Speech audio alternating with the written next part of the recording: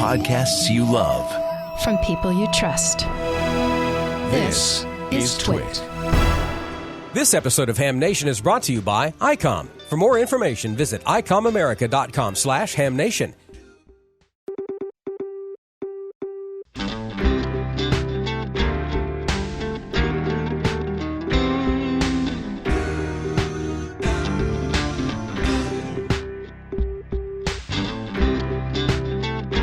This is Ham Nation, and it's episode number 434, December 25th, 2019.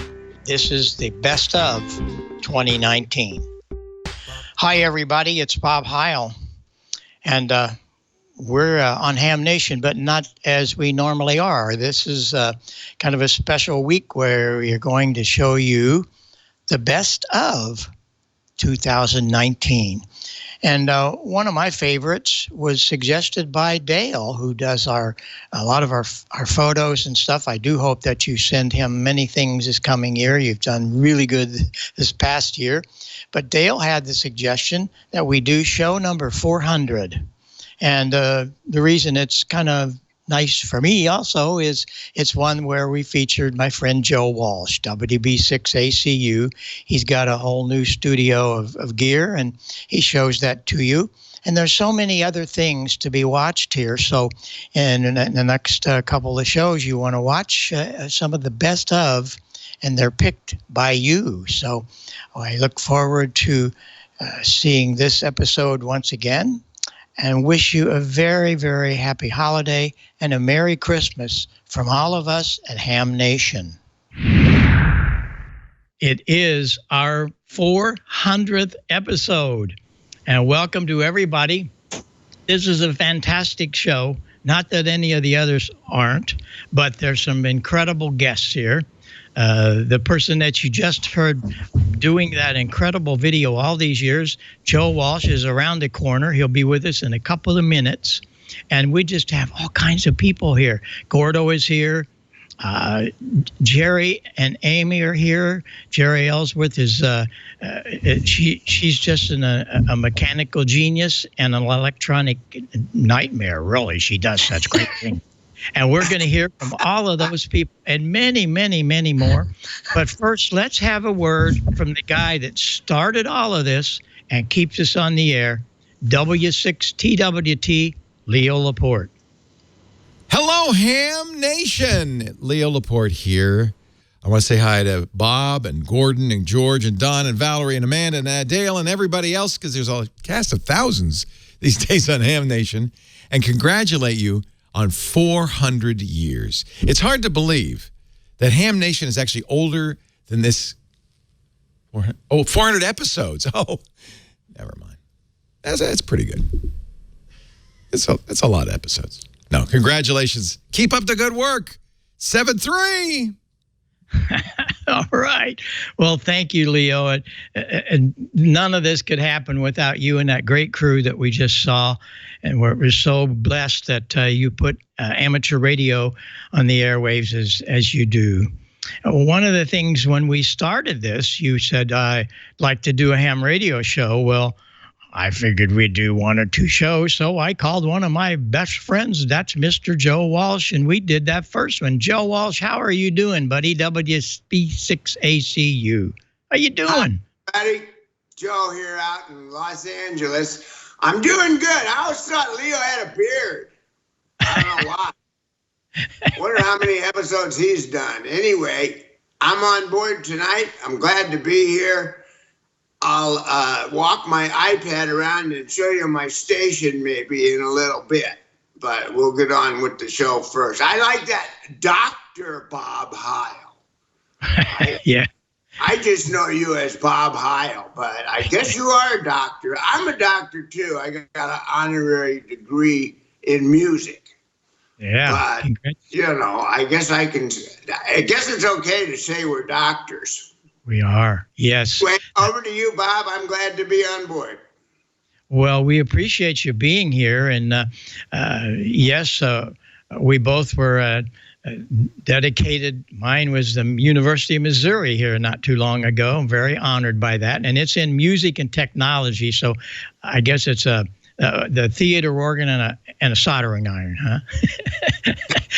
Yeah, Joe, why don't you do that now? Let's go look at what you've been doing. You got a bunch of stuff behind you. Let's take a little walk around and see what you're doing. But let me move here.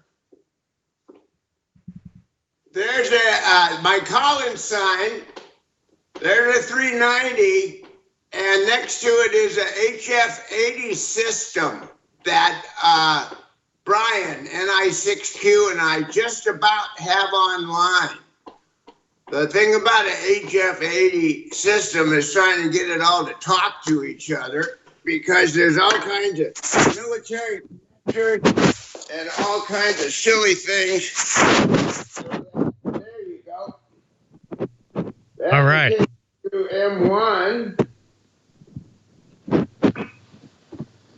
Wow. Beautiful.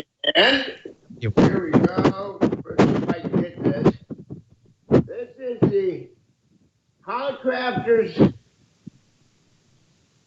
linear, the HT32A, HT32B, and the SX101. Wow. And over here, I don't know if you can see this, but this is the big guy. This is my 20V2. Beautiful. These are all up on the air and working too, right, Joe? And I can only thank Wayne Springs, W6IRD, and Brian Thompson, NI6Q, who have really, really helped me put it together and get an antenna on the roof and get on the air. So that's what's going on this end. I'm on 3870 and 20 meters on weekends when it's open. When it's open. Yeah. Yeah. And we want to remind everybody that 3870 to 3890 is the AM window. So yes. We want to make sure that when you get on 75 meters and you're on single sideband, you want to save that place for the AM. And we have just a little bitty space there. It's a gentleman's agreement. So we want to leave all the sideband guys everywhere else because they have a lot of space. That's great. And your antennas are all up and running, Joe? You have towers and all that cooking? Yeah, so far everything's up. All right. Working good. All I got to do is get done with these silly music concerts I have to go play. So it's interfering with my valuable ham time. That's right. But I guess we all have that problem. That's right. Yeah, we do have to have a little bit of fun, but you got to go home and make hay while you can. So that's great. Well, I'm sure everybody appreciates what you do out on that stage, but like to hear you on the air too. So that's great. Looks like you're going to be doing a lot more of that. That's super. Well, yes. I tell you what, I think this guy used to live down the street from you, but we have a couple of videos here. And let's go listen to another ham that just got his license, and we're really proud, and that is Tim Allen. So, Tim, take it away. Hey, congratulations to everyone at Ham Nation on their 400th episode. We're looking forward to the next 400. And, of course, if you don't see his show, you want to be sure and see that. It's a wonderful show, and all the gear you saw behind them works. And every Tuesday night after they do the show, they get on the air. And I forget exactly how many, but there's over a dozen of the staff that now have their license, and we appreciate that. Let's go listen to the producer and the youngest member, Jet Jurgismeyer. This is an incredible kid. He's a great musician and a wonderful new ham. So let's see what's going on with John and Jet. Hi, I'm John, AA6JA, and I'm one of the original members of the Last Man Standing Amateur Radio Club. And I'm Jet, KE0UWZ, and I am one of the newest members of the LMS ARC. That's right. All of us here at Last Man Standing would like to congratulate Ham Nation on their 400th episode. And we are hoping for many more years of both of our shows. 73, guys. 73 guys.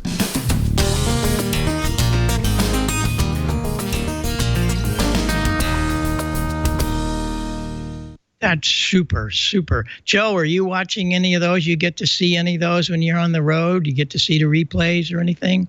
No, I don't. I got to start checking them out. I'm usually getting ready to go on stage. Yeah, that's right. I don't see a whole lot of TV. I got to watch everything after the fact. But congratulations to Tim. He's having a really good run there with the show. I should probably be on it at some point. Come over and trash an episode, don't you think? Absolutely. You should go in and fire up the transmitters during the taping and probably mess up all the cameras and stuff. Good idea. Gordo is good at that, Joe, if you missed that episode. Hey, Gordo, wasn't it a couple years back that you hit your handy-talkie and the whole thing wiped out, right, Gordo? That's absolutely right. One transmission and I was off the air. Well, Gordon West, it's really good to have you with us. You've been one of the founding members of this program. Also, we're going to come back to you in a little bit because I hear you have some things to talk about. But right before we get to you, we have two very special ladies with us. Been some time trying to get this all worked out, but here tonight, live in person, is I consider these gals to be absolutely the best ham radio operators out there because they can build the ICs. If you have an IC problem, there you go. It's really, really good to see you. Amy, nice to see you. And nice to see everybody. Yes. Nice to see you, Bob. Congratulations on 400 episodes. That's crazy. It is, but it's people like you that keep us all enthused about it and make it happen. What's new in your world? What are you doing? I always hate to find out if you've built a race car or if you built a pinball machine or you did a new IC for your radio. What are you guys doing now? Well, we have all kinds of stuff going on. So I'm bootstrapping a startup right now. It's doing augmented reality glasses. So it's these glasses you slip on and video game characters just spring right out of the middle of the table, just like magically, just instantly. Also, I'll be speaking at CPAC in a few weeks. So I'm excited about that. I'll be keynoting that and doing the YL lunch as well. What have you been up to, Amy? Just a lot of work for the startup. Following her around, I understand. Wait, I did get a new pinball machine. I'm glad you brought up pinball machines. I got good. Haunted house. I've been looking for 15 years to get this pinball machine. Got it. So not ham radio related, but. Joe, hey Joe, are you into pinball machines? I never forgot to ask you that.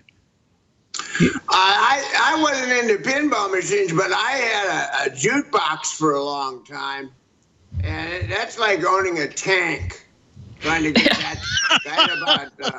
I had about 80, 45 records in it, and keeping that thing going was that was all I did. But I'm not very good at pinball. I'm not that fast anymore. They go too fast. Do they have pinball machines for senile people? You might check into that. What you do is you put a couple phone books under the front legs and just flatten them out. There you go. That's a good idea. Merry Christmas, Happy New Year's, Happy Holidays to all of our Ham Nation viewers. Boy, did we have some great content this year. There's one that really sticks out in my mind, though. We had Jerry and Amy on their Tilt 5 project. I really think you should check this out. Episode number 424, you're going to see it right now. Well, we're going to kick this off because we're going to take it over to the ladies.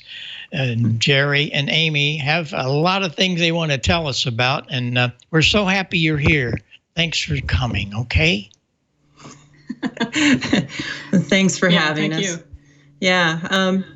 Thanks for having us on. We wanted to share what both of us have been working on for quite some time. For the last 7 years, I've been working in the augmented reality industry, the space. It's a new emerging technology around a new way to visualize things. You can blend the computer world all around you. somehow in that 7 years, I did manage to get my license at Pacificon in between long hours. And Yep, I did as well about 3 years ago now. Yep, yeah. We both showed up there and wowed the instructors going straight through. But let me get to the technology that we're working on. So we've designed these augmented reality glasses. And so these glasses, you can slip them on, flip open a game board, and you can see game objects just pop up out of the table. And right now they're playing a video that's showing what you can expect to see from the glasses. So these paid actors here are slipping on the glasses, and their game just springs up right out of the table. We can detect objects you put down, like the game pieces, and have the game directly react to it. Cards, you can put them down, and it can cause things to happen inside the game. And it's really a social experience where you can join together, and you can even eat pizza and drink your adult beverages. Yep. This way. Still see each other. Yeah, we've been working on this for quite a while. For about 6 years now, we've been working on this particular product. We went through some ups and downs. Actually, we had a previous startup around this that, for various reasons, imploded. But a group of us got back together, and we were able to buy all the assets back and revive it and improve on the product. What's unique about our system is that these game characters they're 3D and they're popping right out of the surface, but each person that's sitting around the table gets their own unique view into the space. So you can have dragons popping up. You can play games of like Dungeons and Dragons where the game master can create these elaborate stories and reveal it to their friends, have monsters pop up. Yeah. Go ahead, Amy. Oh, no, you covered that pretty well. Yeah.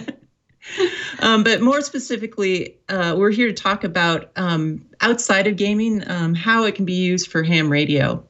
You know, one of the first things I did with augmented reality is just hook it up right to a ham radio. And maybe was it 3 or 4 years ago, we were at the DXCC conference? Oh, yeah, we were at the International DX conference. Yeah, we were there, and we put together a demo showing what it would be like if you could hook a 4-square antenna up and have multiple receivers hooked up to the 4-square. You could actually visualize the direction in which the signal's coming from. We actually showed a house, the 4-square antenna. We showed the signal strength all around the antennas, and you could actually see the direction that the was coming from just in 3D right in front of you. You know, what's neat about ham radio, and I just think back to my mentors, is my mentors, even back in like 1985 or so when they were teaching me electronics, these ham radio operators were always on the cutting edge of technology. I would go over to their place and they had either Commodore 64s or their IBM XTs hooked up to the ham radio doing slow scan TV, like way ahead of most people in my hometown as far as technology, and ham radio operators are always on that cutting edge. And what excites me is there's so many things that we can do now that instead of having a flat screen displaying stuff, now we have 3D stuff that could pop up. So what if we want to build an antenna? We could actually see the radiation pattern in 3D, and you could lean in and look at it and see, the pattern. You can move it in real time. Or imagine seeing the waterfall in 3D dimensions in front of you, and you can actually, with hand gestures, you can reach in and go, oh, I want to take a closer look at this right here, and you can pull it up that way. Yeah, and I imagine what it's going to be like. We have slow scan TV now, and we have fast scan TV, but what if we had the equivalent for slow scan 3D models? So you could scan something in 3D and then transmit it over, 40 meters to people around the world. It's a completely different way to work with computers and interact with digital information. And I think it will have a lot of implications for ham radio in the long term.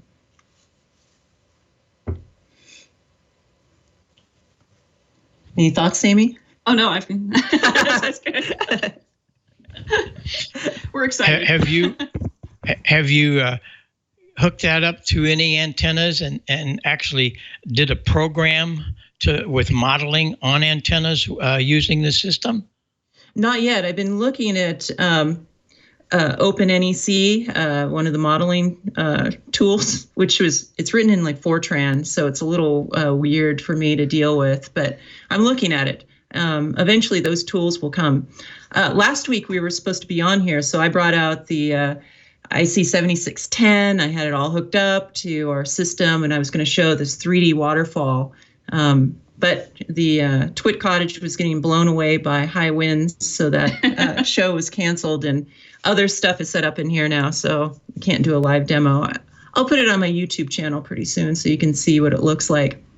It's pretty interesting to think about, like, when you look at stuff in 3D, you get far more like information simultaneously, because we are just naturally like work in 3D most of our life. So when you look at a 3D waterfall, you just pick up more details of what's going on, and Morse code, you can almost just read the Morse code as it's cascading away from you in 3D. You see the dots and dits clearly, way better than you can see it on a 2D screen. Well, I'm sorry that we were canceled last week, but it looked like half of California got canceled. So if anybody, you must have been under a rock if you didn't know that. That's why Ham Nation wasn't on last Wednesday. But Amanda came to the rescue because everybody else was out this weekend. But she put something together, and it was great, her and Gordo and Michael. But what we should try to do is have you set up your 7610 and so on, and come back and just show us that part. That would be pretty cool. We can probably make that happen, right? Yeah, absolutely. That'd be fun. Can I ask a question? Yeah, go ahead.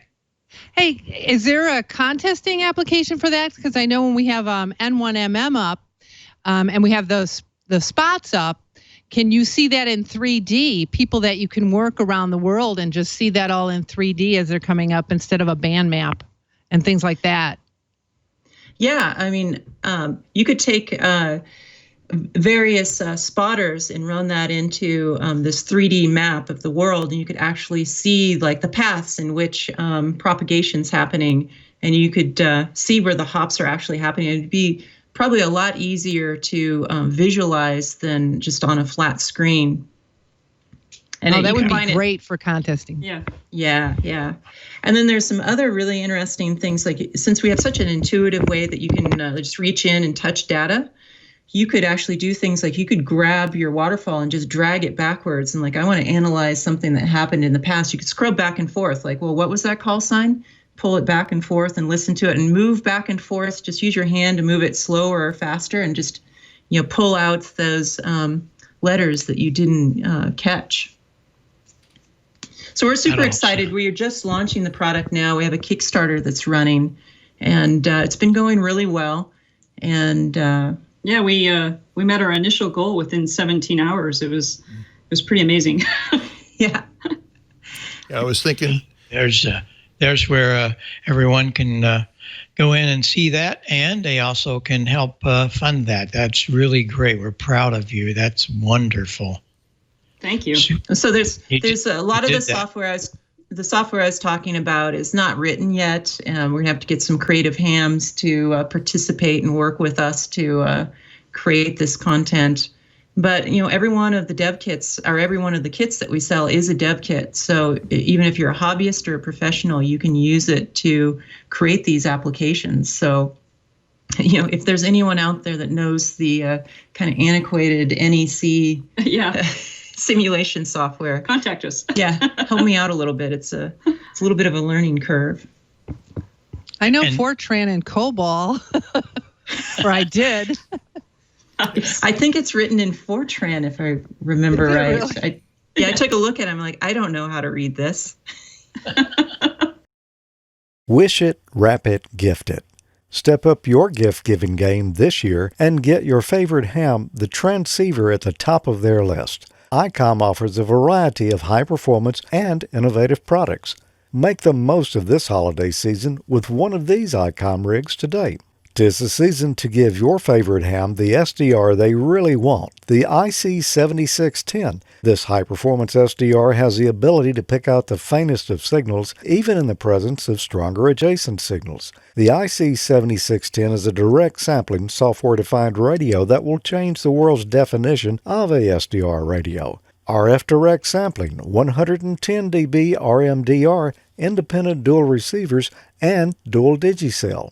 Ham for the holidays. The IC7300 is changing the way entry-level HF is designed. This high-performance, innovative HF transceiver with a compact design will far exceed your expectations. RF direct sampling, 15 discrete bandpass filters, large 4.3-inch color touchscreen, real-time spectrum scope, and SD memory card slot. The transceiver at the top of every ham's wish list this holiday season is the IC9700. Keep your competitive contesting edge with faster processors, higher input gain, higher display resolution, and a cleaner signal. ICOM's IC9700 is the pinnacle of perfection. 4.3-inch color touchscreen TFT LCD, dual watch operation, and full duplex operation in satellite mode. Real-time, high-speed spectrum scope, and waterfall display. SD memory card slot for voice recording and playback. Support for CW, AM, FM, single sideband, RIDI, and D-Star DV and DD modes. Visit ICOMAmerica.com/amateur for more information on all these great ICOM radios. And ICOM enjoys being ham radio active. In addition to the various contests and ham radio activities that ICOM supports, they're proud sponsors of YOTA, YOTA, Youngsters on the Air or Youth on the Air. December is Region 1 and Region 2 YOTA activation. Work one or all of the YOTA stations in Region 1 and Region 2 and help create excitement about our wonderful hobby. You can learn more at events.ham-yota.com. And ICOM invites you to enter weekly after each episode of Ham Nation. Go to ICOMAmerica.com/HamNation and register to win some great swag prizes like t-shirts and hats, and you'll automatically be entered in the grand prize drawing each month for a new radio. For December, that new radio is the ICOM ID 51A Plus 2 dual band, dual watch D-Star portable, built-in GPS receiver, independent AM/FM broadcast receiver, DV and FM repeater search function, DV fast data mode, extended D-Star coverage and terminal mode, and access point mode, micro SD card slot for voice and data storage, and a lot more. So go to ICOMAmerica.com/HamNation after this in each episode of Ham Nation and register to win. Sign up and good luck. I hope all our Ham Nation audience is enjoying a wonderful holiday season this year. And as I look back at 2019, trying to pick out just one favorite episode is kind of difficult to do. I think probably the most popular segment that I had on Smoke and Solder was episode 426. It was October 30th, actually a Halloween show, and I talked all about AM broadcast band DXing. Tonight, this is a show all about ham radio and radio in general. And this is one of my favorite hobbies right here I'm going to show you. It's something that I've done for years, and I imagine most of the people here have done it as well. If you haven't, a lot of younger people may not have really spent any time at all on the AM broadcast band. You're missing out if you haven't. Now, I'm not saying, there's a lot of music programming on there anymore. There is some. It's a lot of talk programming. But my favorite time to listen is at night because you don't know really. You got a pretty good idea of stations that you should be able to pick up reliably, but it varies a little bit from night to night. Fortunately, down on that band, we're not quite as affected by the low sunspot cycle like we're in right now. There's always some activity in long-distance stations that you're going to pick up at night. But you never know. You will find unusual finds in there. And, well, I just want to show you a few of the things I use to make it a little bit simpler. First thing I want to look at here is what I'm going to use for a receiver. And this is the Sdr Play. It's the Sdr Duo is the one that I have, but it's a great software to find radio. It's actually just a little box, USB connector and antenna input. You connect up to your computer, and then you got the display here, and it's broadbanded. Right now, you can see I'm tuned in on 5085. That's WTWW, where right now, guess what they're playing on there?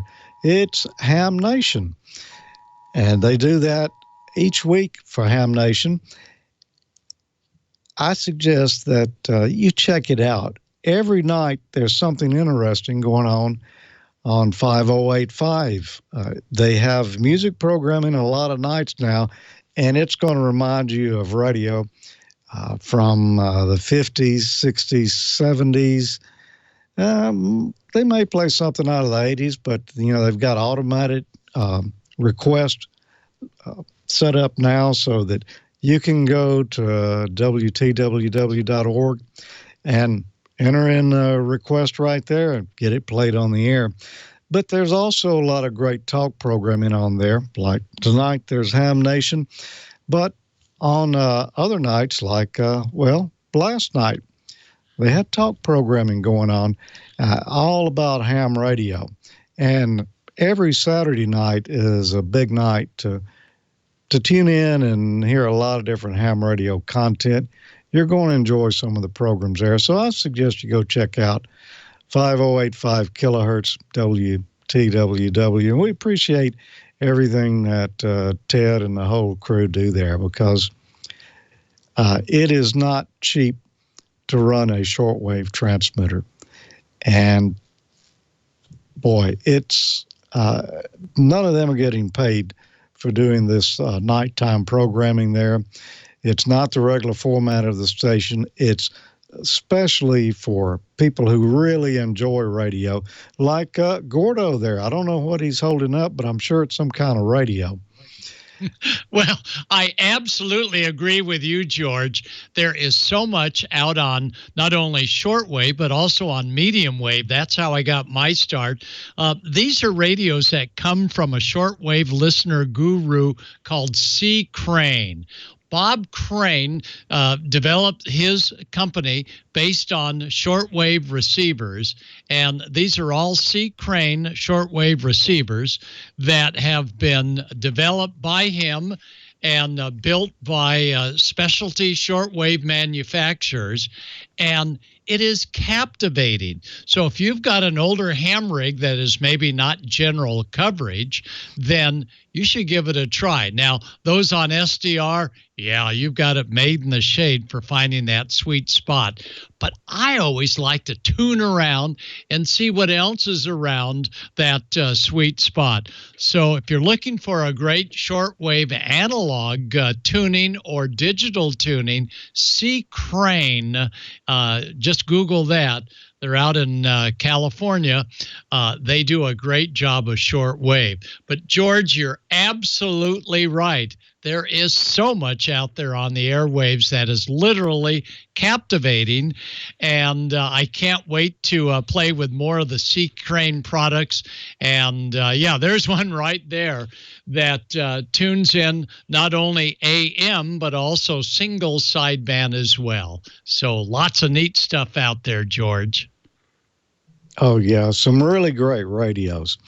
Now, a couple other things I have found that really make this hobby go a lot further today, or a lot quicker than maybe it used to, thanks to the internet now. We've got a few resources on that.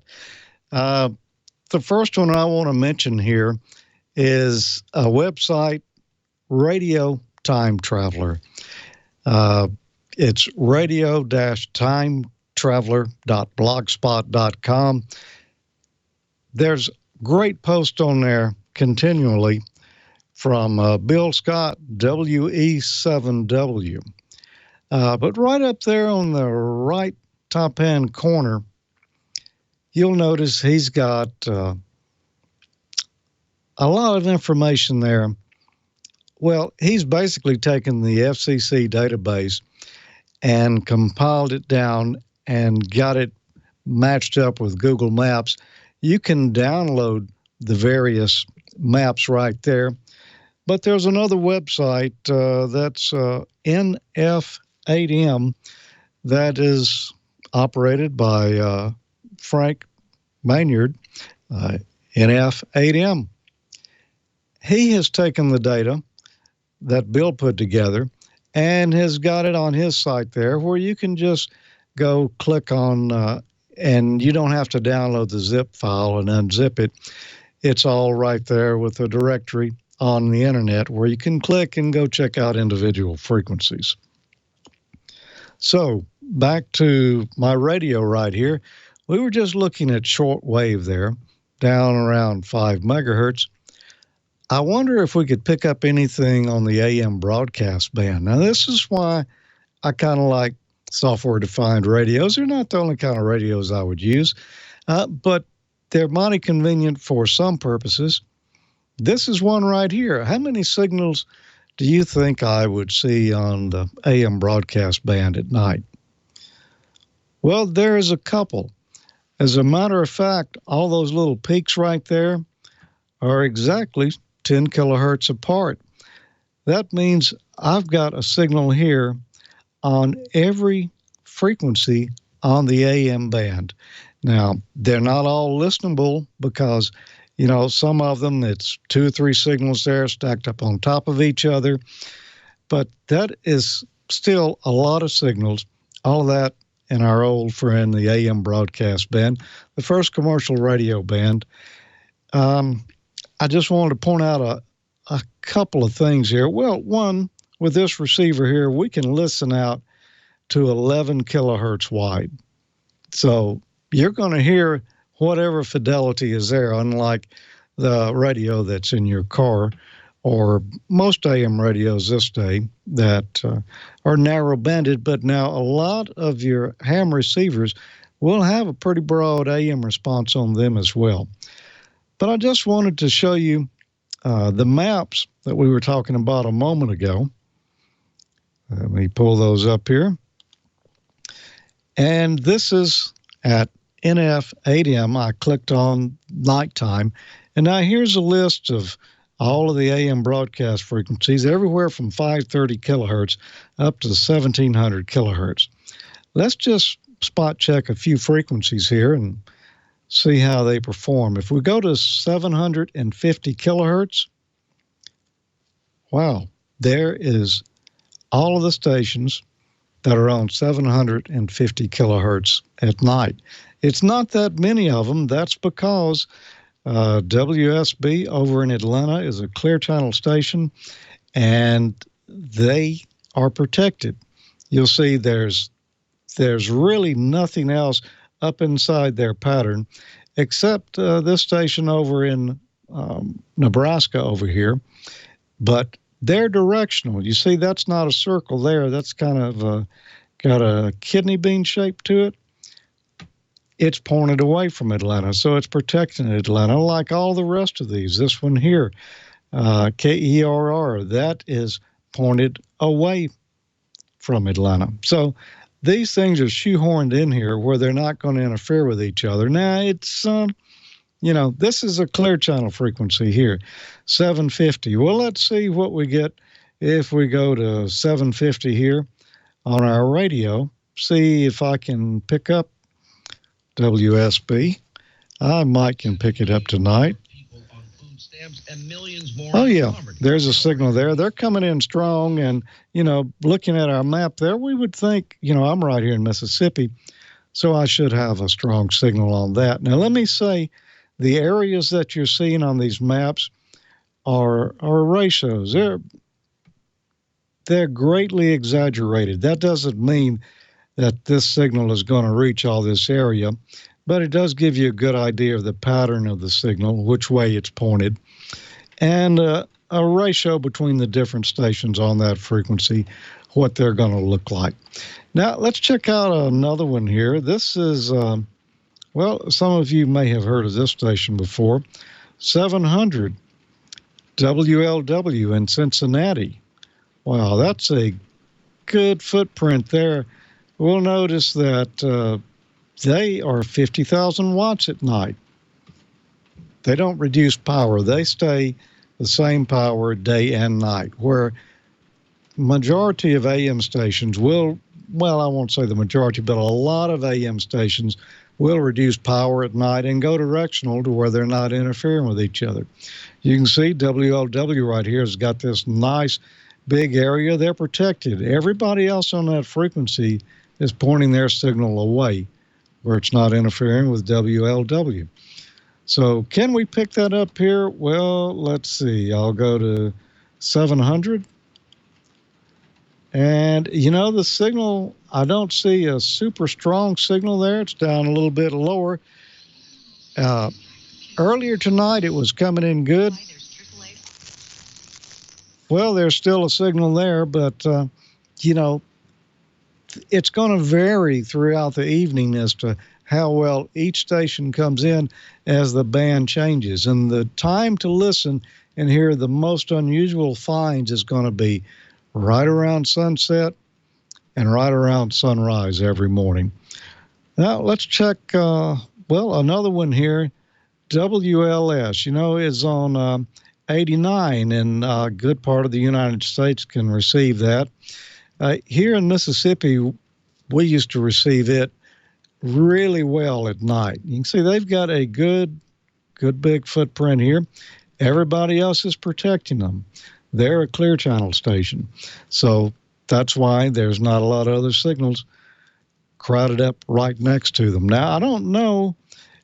WLS doesn't seem to come in as well at night as it did, say, when I was a kid and, you know, tuning around. But let's see. What do we have on 89 tonight?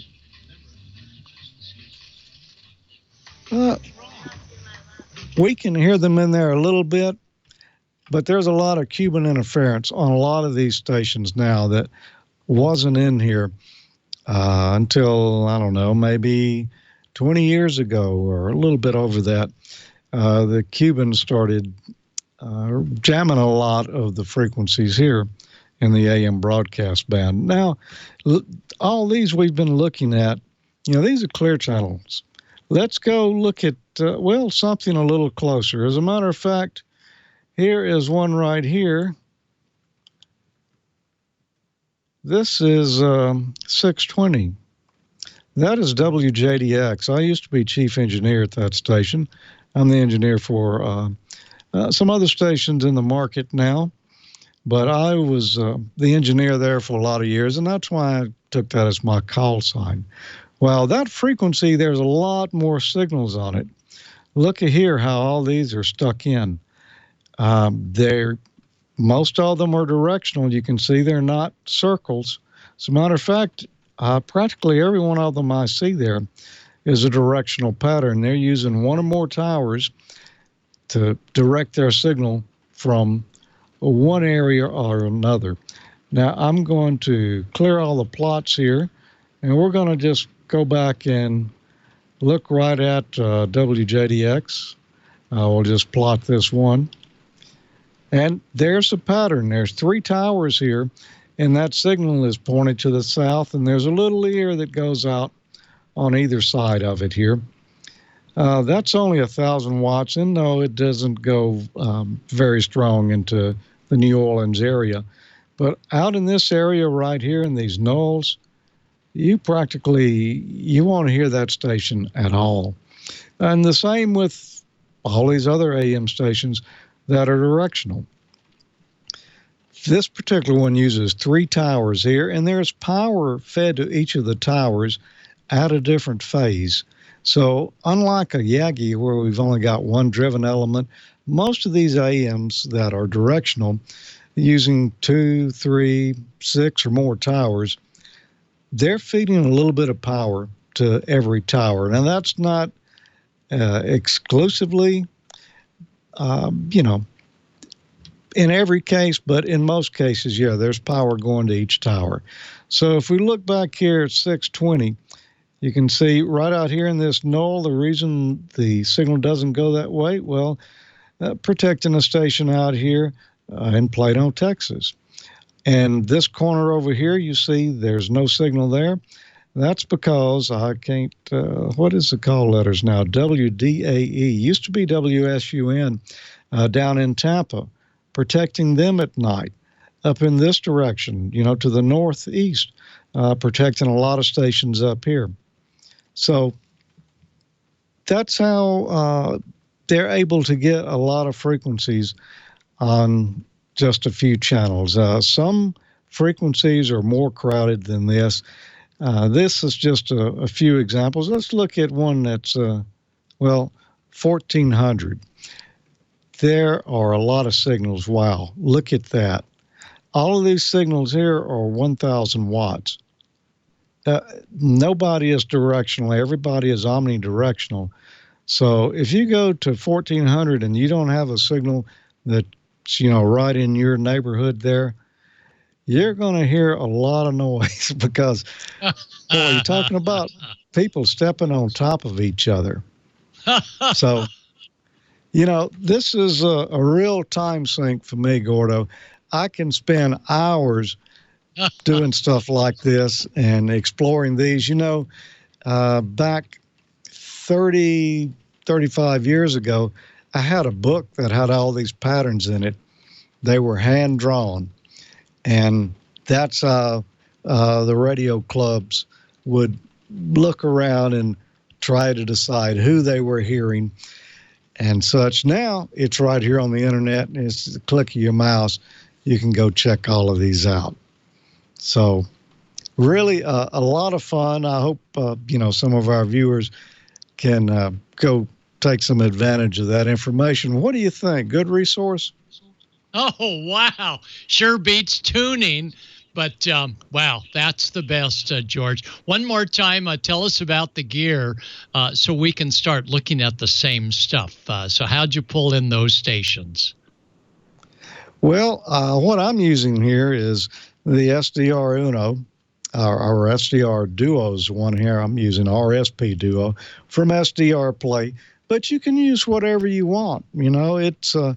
You can use your ham receiver if you've got wideband coverage. You can use your C-Crane shortwave receiver. That's going to have a really good AM on it. You can use your AM car radio if you're riding down the road. They're probably not as good as they were back in the 60s or 70s, but they're still operational. But to the resources here on the internet that we looked at, the main one that I would say, two here, because I want to give credit to the guy who put in all the work, is timetraveler.blogspot.com. That's it. Oh boy, it's written right there on the bottom. I wrote it there and didn't see it. But this is a guy who did all the work to put these maps together. And you can download the zip file and you'll have all of these maps right there on your computer. You can even put them on a lot of tablets and cell phones as well. I know they work on Android. Or for an easy directory of it, go to nf8m.com and search right on there. You'll find the U.S. medium wave patterns. And that's what I was clicking on here. That was showing me the display of, all those signals, where they were all over the bands. And, it's pretty much only U.S. and Canada on these maps. They don't have any Mexican stations on it or Cuban or many other countries. They do have some of the island nations. But, wow, great resource there. You can use that information with any radio you got. If you got a good loop antenna, you're ahead of the game, too. Thanks for watching Ham Nation this year, everyone. Join us again in 2020 for another great season. 7-3. Hi, this is Valerie, NV9L. I just want to wish you guys a great holiday. Merry Christmas. I hope you guys have a great new year. And in my best Wisconsin voice, may all your stop and go lights be green and you get good DX contesting. Also, I want to say one of my favorite episodes, obviously, are these three tower safety episodes we've did. These are the most important ones I think we did all year, and these are these last 3 weeks. But I always like doing the live from Dayton, because we get to meet you guys, we get to talk to you guys, and then actually at the forums as well. But so episode 402 is always one of my favorites because I get to see you guys and talk to you guys and interact. So that's always cool for me. So have a great holiday. See you guys in the new year. Let's go out to the Crown Plaza. I've got some questions for you guys. First of all, is there any way we can see the crowd out there that's watching us? Yes, you can see the crowd. But before I do, leave it to the female host to find the Italians on the second floor here of the Crown. But normally in this slot, you see Sandy, DL1QQ, because she was promoting WRTC going on in Germany. But now that's done and gone and in the history books. And now coming up is the Olympics of Ham Radio, the WRTC 2022, and that's going to be held in Italy coming up. So if you've been wanting to go to Italy, or your wife's been making you want to go to Italy, now's your chance to do cover a couple birds with one stone. So here I have Carlo and Claudio, Italy Kilo 1, Hotel Juliet Sierra, and Italy 4, Victor Echo Quebec. So why don't you tell us a little bit about what's coming up and what we can expect for WRTC 2022? Yes, thank you. Nice to see everybody there. And WRTC will be held in Bologna, in Italy. That's a good occasion.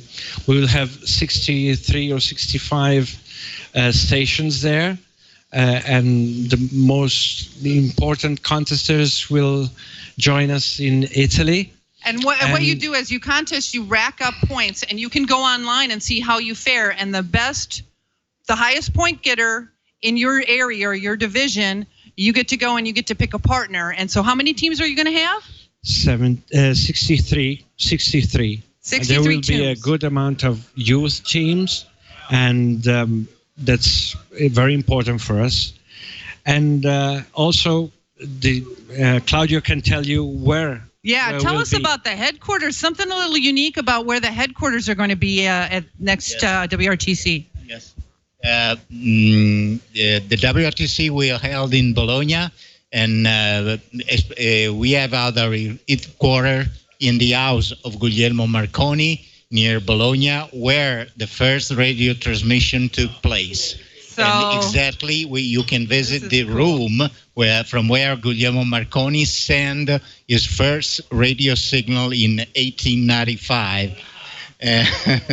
So it's, I think, for any radio or amateur radio is an historical place to visit one time in a life. That's wonderful. And if people want to learn more, what's your website? Yes, our website is www.wrtc2022.it. Okay, WRTC2022.it for Italy. Yes. So I'm hoping to go. That'll be a fun trip. For donation, we have a PayPal. You can make. And they do, and get your clubs to help sponsor. I know our club, the Society of Midwest Contesters, we sponsored a couple of tents for the last one, and they really need your help to help sponsor, because all 72 teams are going to need a whole setup of antennas, radios, tents, judges. It's a lot of cost, so they could use your help. Okay. All right. And you can visit the Motor Valley. Like Ferrari is very close to our Ferrari, location. There you go. Ducati, nice. Maserati, do a little Lamborghini. Shopping. The ladies can do some shopping in Milan. There you go. It sounds beautiful. And of course, maybe go to Lake Garda. I've always wanted to go to Lake Garda, Italy. All right, come on in. We're gonna back to Amanda. She wanted us to pan the room, so we're gonna pan the room. So we're going to pan the room. Why don't everybody wave hi to all the folks back home? Say hello. Hello, everybody. Look at that crowd. It looks great. Yeah. Okay, so people here a lot out in the hallway. The second floor is loaded, and the pizzas are about to arrive. is it only the second hallway that's loaded, or are the folks there loaded? Just saying. It's a toss-up. Okay. I have kind of some fun questions for the crowd out there. Who and Val, you take the census for me. Who in the room is the youngest? Raise your hand if you think you're the youngest out there. Bryant, is he in the room though? I see Bryant's mom, but I don't see Bryant in the room. Oh, there he is. Bryant. Okay, Bryant, there you go. Way in the back. He's hiding. And by the way, congratulations to his mom. You know, she got licensed this year too. So that's wonderful. The whole family's in on that. So congratulations. So now, who is the oldest in the room, if you're willing to admit it? Any hands? Anybody? No, we'll skip that one. Call sign? Bob. Unfortunately, it's Bob. Okay. Bob's the oldest. Bob's okay. All right. And who there has attended the most hamventions? If you think you're in contingency here, raise your hand. Who's attended more than 20? Who's attended more than 25? 26? 27? How many? 32? How many? 40? Wow. 40 or more. That would be my husband, Jerry. And what's your call? W9KX2 32. So we got some big timers. How about you guys? How long you been coming? To Hamvention? Oh, back when it was at the Biltmore. How many remember the Biltmore Hotel? And they kicked our butts out because we were so bad. But it was fun. Yeah. I was there in 1959. Oh. When we got kicked out? No. Bob Drake called me, and I did a thing on my 2-meter kilowatt single sideband radio transmitter. But haven't been there but been there about 45 in between. Biltmore was fun. Yeah, it was fun. And we got to say, the Greene County Fairgrounds are wonderful. Oh, it's a wonderful place to have the Hamvention. Yeah. It beats Hera by far. Okay. So another question. How many are here for the first time? Anybody here for the First timers. 1, 2, 3. 4, 5, 6. Amanda, we have just veterans. 7. Wow. Very good.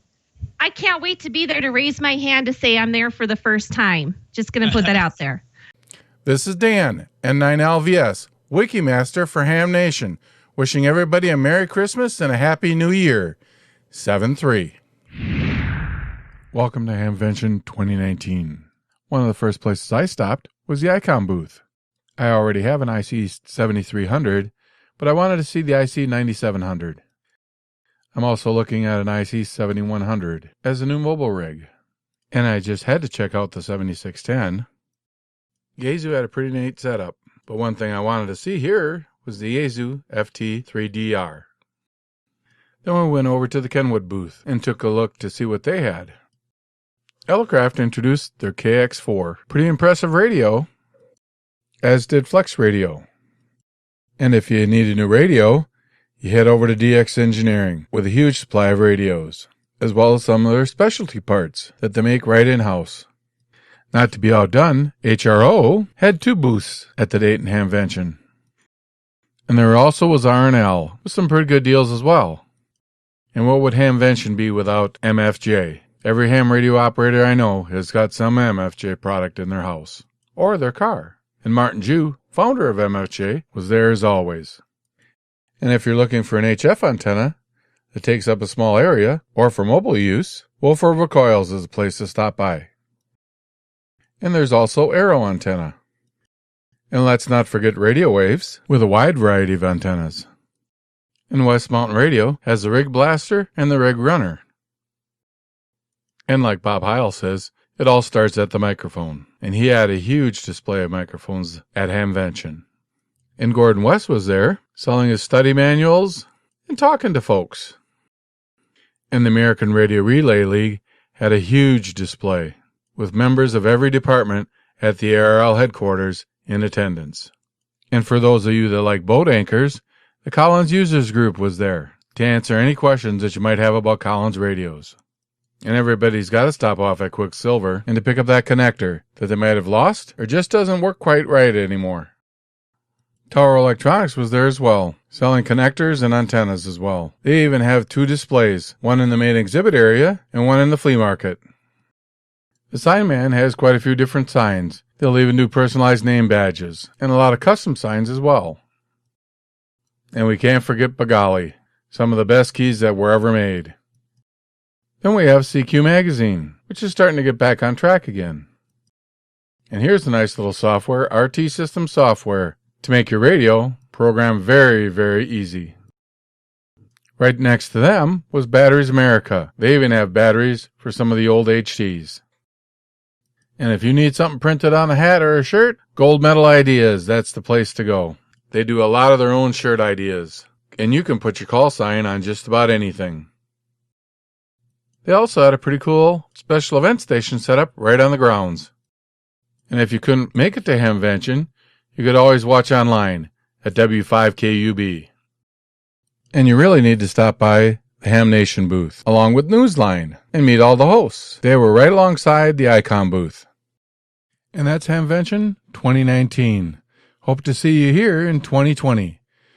From the Greene County Fairgrounds in Xenia, Ohio, this is Dan, N9LVS, wishing you 73, and thank you for watching.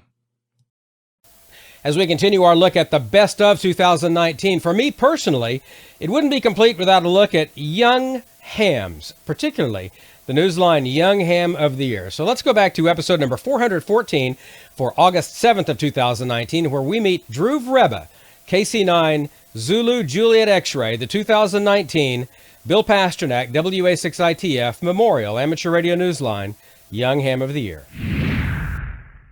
All right, the 2019 Bill Pasternak WA6ITF Memorial Amateur Radio Newsline Young Ham of the Year is a young man from up in the Chicagoland area, KC9 Zulu Juliet X-Ray.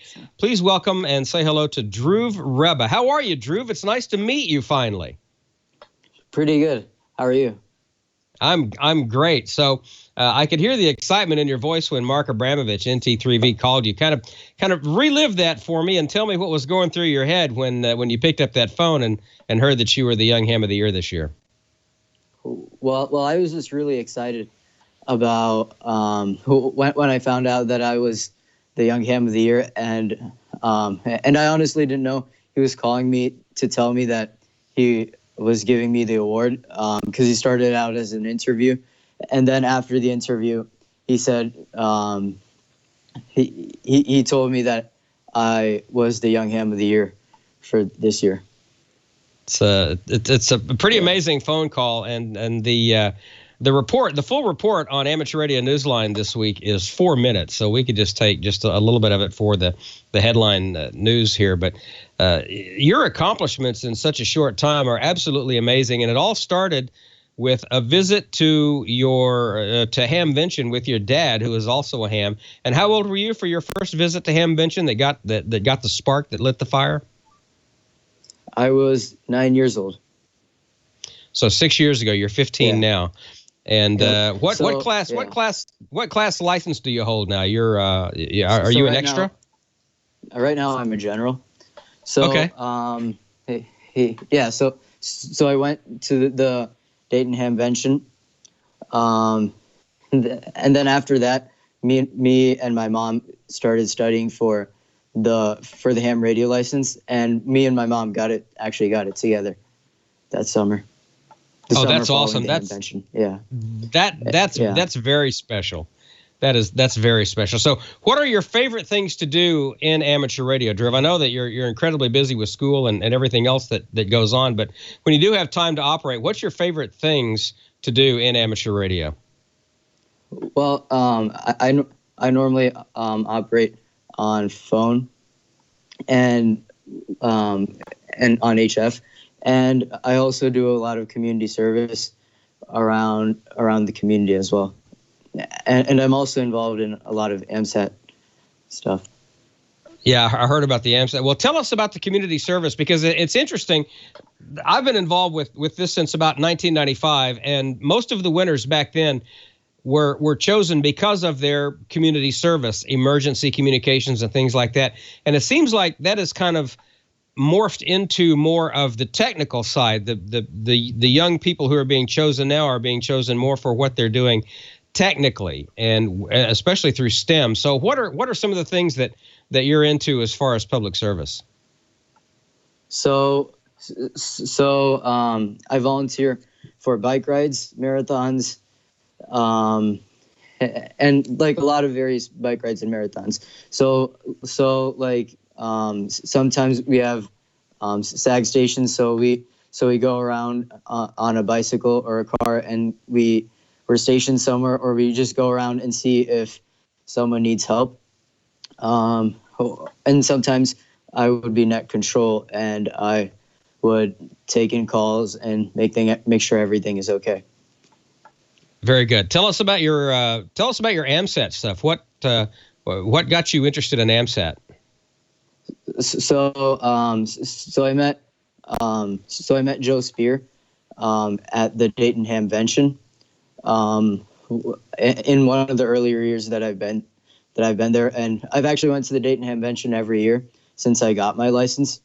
So I met Joe Spear, who's the current, who's now the president of AMSAT, and he got me, and he told me something about AIRS, the Amateur Radio on the International Space Station program. So that got me interested. So I talked to my local radio club, the Central Illinois Radio Club, and we coordinated a AIRS contact at my middle school in 8th grade. Very, very cool. Very cool. Speaking of school, what are some of the things that you're into in school, extracurricular activities or other things just besides general studies?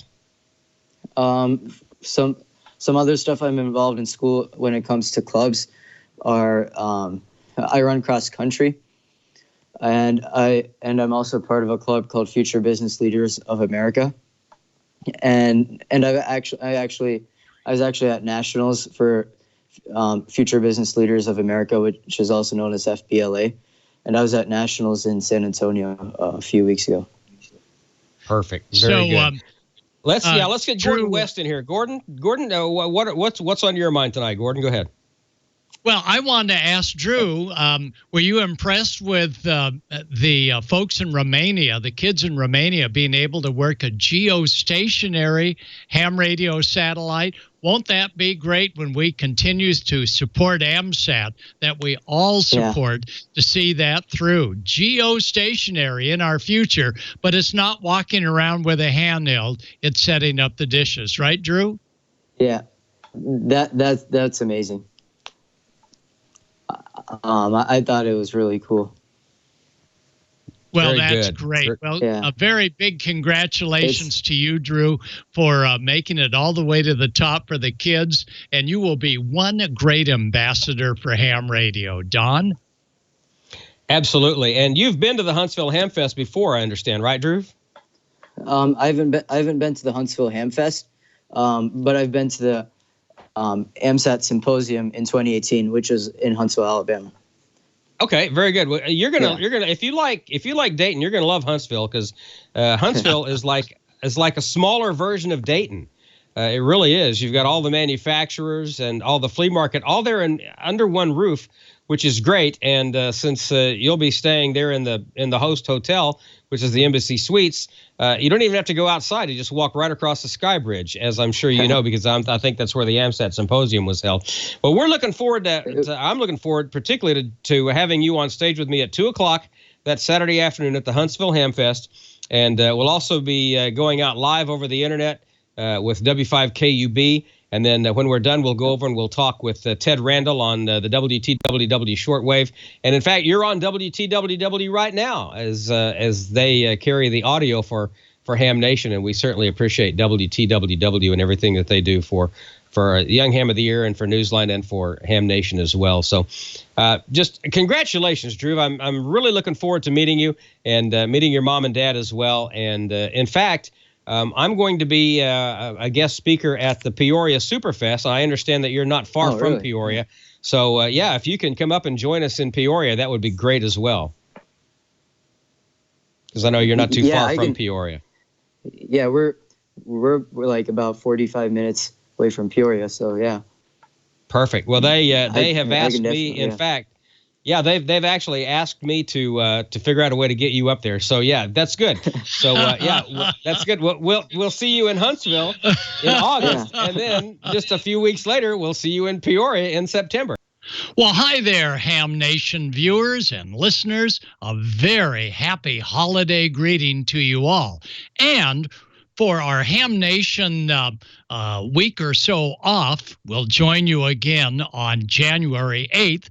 Finally, we have a QSL card and a very special wish from Leo and Lisa, Victor, and all of the TWIT team for a very prosperous many years for Ham Nation. And you take a look, that's our old 400th. Pretty soon we'll be replacing that tired 4 for a new 500. Well, it's a few weeks away. And from all of the Ham Nation hosts, Bob, George, Valerie, Amanda, Don, Dale, Randy, and Joe Walsh, again, they say we'll be back on January 8th. So we hope all of you will enjoy the upcoming video that we have, one of my favorites, and I'll be looking forward to seeing you on Wednesday, January 8th, and happy holidays to you all from the TWIT studio. And that's where Victor is, and live in my studio, Gordo and Susie, WB6NOA 73. Happy holidays. Well, we're going to talk about not only maritime emergency beacons for calling out for help, but also those used on land, as well as those that are used in the air. And we remember the early emergency beacons that many ham sets could tune in on VHF 121.5. And Victor, if you want to come back to me for just a second, I'm going to show off what an activated beacon would sound like on a demonstration channel. Take a listen. Here it goes. That was the sound of an activated 121.5, and you can go back, Victor, to that original shot, 121.5 beacon, and it used to be one that the U.S. Coast Guard Auxiliary that we would track down and find out is it an accidental activation or what, but we've come a long way from the old days of 121.5 signaling, but every one of the beacons I'm going to be talking about, except for one, still continues to transmit on 121.5. In fact, when I do our U.S. Coast Guard Auxiliary comms demonstrations, a lot of even Coast Guard personnel didn't realize that when they're tracking down emergency activated beacons, which are called EPIRBs, Emergency Position Indicating Radio Beacons, the EPIRBs now work on 406 megahertz, and they didn't realize that they're still a 121.5 tone. Now, for those that are not out on the high seas in the middle of nowhere with an $800 EPIRB, the next one down on the same frequency is called a personal locator beacon. And Victor, one more time, if you'll come back to me for just a moment. This is the PLB. This is worn on your belt. We'll go back to that shot, Victor. And the PLB is one that can signal on 406 megahertz on the inland as well as out on the water. So personal locator beacons send up a data stream on 406 megahertz that is received by both polar orbiting satellites as well as 4 of the emergency satellites that tune into that frequency, and the information is sent down to the military, to the Air Force. They then analyze where the position is of the personal personal locator beacon. Then it goes to the proper rescue agency, and help will ultimately be on the way. But the PLB, like the emergency position indicating radio beacon, sending a digital call on 406 megahertz, still has that 121.5 little micro signal for DFing in. So it's good that those that go out on the water can either carry a full $800 emergency position indicating radio beacon that signals for over 48 hours, or top left on the green whatever that is it's on, that is the personal locator beacon. And all of those radios behind are similar to ham radios, but they're marine VHF radios. And did you know that marine radios may now be used on shore to communicate with nearby vessels, but not unit to unit on shore, unit to a boat swimming in the water. Relatively new are the localized alert devices. They don't transmit to the satellites, but rather they are local alert beacons. They originally were called MOB, man overboard beacons, but the FCC, RTCM, and other officials said we need to differentiate all these different beacons so we know what to listen for. Well, the alert device on 418 transmits a very local signal, only a couple hundred milliwatts, so it's used only in docks and marinas and areas like that, as well as on land for making sure no one has an emergency. Next week, we're going to talk about the inexpensive beacons from ComSpec. These little devices transmit on the ham radio bands, 222.250 all the way up to 222.830. They broadcast such a flea power, they're never going to interfere with a repeater or activate a repeater, but they can be picked up for almost a half a mile.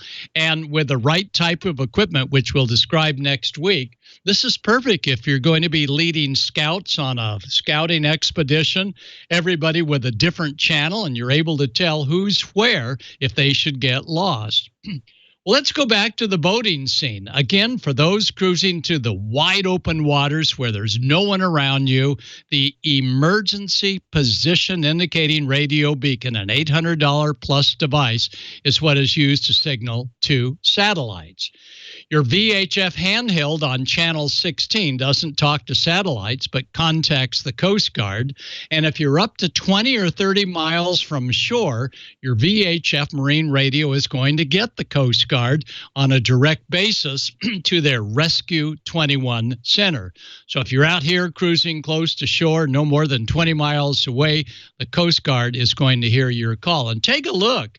For those of you on the Gulf Coast, there's Don. I see you, Don, all the way up to Nova Scotia, and those on the West Coast, as well as Hawaii and Alaska. We are totally covered with ocean coverage to the Coast Guard out to about 100 miles, 20 as a minimum, 100 usually.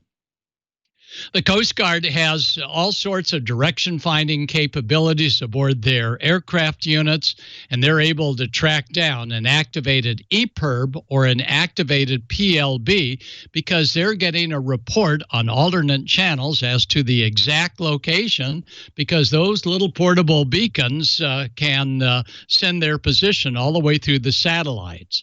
But you know, no one around you knows you've got a problem or a life-threatening emergency that maybe they're only 5 miles away or 2 miles away. Well, in the marine electronics industry, the latest is called Automatic Identification System, AIS. A little bit like a PRS, but AIS now allows transponders, man overboard devices, to send out an emergency signal to boaters all around you, not to a satellite, but for local help because the water is cold. There's the VHF radio on 156 megahertz to the left. It's tied into a chart plotter, and with AIS receive, you see everybody around you that has an AIS transponder. But most important, for that boat that ran onto the rocks, you can barely see it in the middle of your screen. They've activated their man overboard device, and they got instant help much faster than if they were to do the personal locator beacon or the EPIRB. And of course, channel 16 is what we use to get help from local Coast Guard units. Well, here's the very latest. It is from ACR, and it's called AIS Link, and it transmits on VHF channel 88A and B. It also transmits a data distress signal on channel 70. So everybody that has any kind of 2000 and newer Marine VHF with a built-in DSC is going to hear this guy go off and even see the bearing to them. So this is for local help. And what they'll see on the screen is a distress signal, a blinking, and they'll be able to navigate to that almost off of their port by about, looks like almost 90 degrees. So AIS requires you have a Maritime Mobile Service Identity Number called an MMSI, and you can get that through Boat US. Go to boatus.com and look for their safety page, and you too can get one, and you would indicate it's for a portable device. So take a look at the ACR website if you do local around the harbor cruising and you want an instant way of signaling to folks that you've gone into the drink and you need help, and you'll be able to get help because everybody around you is going to hear your call. If you were to signal with a EPIRB, it would take probably 15 to 20 minutes before they finally get to the correct rescue agency that's then going to do a local call to everybody saying, come on over and pick you up. And that's 15 minutes lost. We gave some tests of that new man overboard beacon, MOB, and we did it on a test frequency, and it works great. So your leading manufacturer of both land as well as lake, as well as oceans, as well as you name it, is ACR. And they've been nice enough for the United States Coast Guard Auxiliary to allow us to use as a demo some of their ACR products. And these products, the most important one now is the man overboard device, the MOB, and that's a distinction because it transmits on marine VHF channels locally with no contact to the satellites. And in a busy, populated cruising area, that's what you want. Well, I hope you've enjoyed the best of Ham Nation for 2019 and beyond. There was some great programming here. And you can go back and watch them again, as always, both on your phone. You can watch them, of course, on your computer. But I do hope that you'll join us 2020 for some more exciting and educational things that we do. But I'm so happy that you could see the best of. And I do hope that you, your family, everybody around you has a very Merry Christmas. Thanks for watching.